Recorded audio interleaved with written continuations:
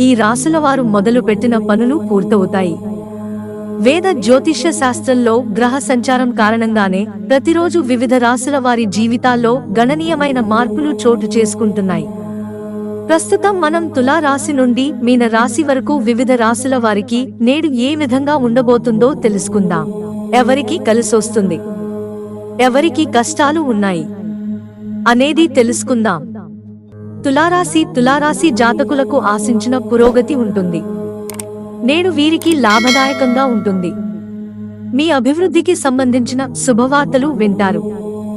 మొదలుపెట్టిన పనులను పూర్తి చేస్తారు. ఎలాంటి ఇబ్బంది అయినా అధిగమిస్తారు.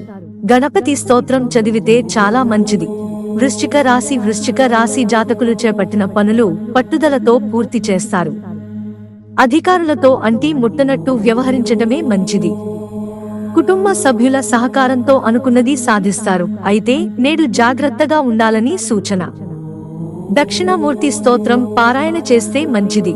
ధనుస్సు రాశి జాతకులు నేడు నూతన వస్తువులను కొనుగోలు చేస్తారు. అయితే నేడు వీరికి ఫలితాలు మిశ్రమంగా ఉన్నాయి. మొదలుపెట్టిన పనులలో ఎలాంటి ఇబ్బందులు లేకుండా చూసుకోవాలి. మనోబలం తగ్గకుండా చూసుకోవాలి. కుటుంబ సౌఖ్యం ఉంటుంది. అయితే చంద్రుని ధ్యానం శుభ ఫలితాలను ఇస్తుంది. మకర రాశి జాతకులకు నేడు బాగానే ఉంటుంది, కానీ జాగ్రత్త అవసరం. మకర రాశి జాతకులు నేడు శ్రమ పెరగకుండా చూసుకోవాలి. కీలక వ్యవహారాలలో జాగ్రత్తగా ఉండాలి. కొన్ని కీలక పనులను పూర్తి చేయగలుగుతారు. కీలక నిర్ణయాలు ఫలించే అవకాశం ఉంది. శివ స్తోత్ర పారాయణం మంచిది. కుంభరాశి జాతకులకు నేడు శుభప్రదంగా ఉంది. నేడు కుంభరాశి జాతకులు తలపెట్టిన పనులు విజయవంతంగా పూర్తి చేస్తారు. కీలక బాధ్యతలు మీ భుజాన పడతాయి. వాటిని సమర్థంగా నిర్వహించి అందరి ప్రశంసలు పొందుతారు. ఈ రోజు విందులు, వినోదాలలో పాల్గొంటారు. సంతోషంగా గడుపుతారు. మీనరాశి జాతకులకు నేడు శుభప్రదంగా ఉంటుంది. నేడు మీనరాశి వారు శుభవార్తలు వింటారు. బంధుమిత్రుల వలన నేడు మేలు జరుగుతుంది. శుభకార్యాలలో పాల్గొంటారు.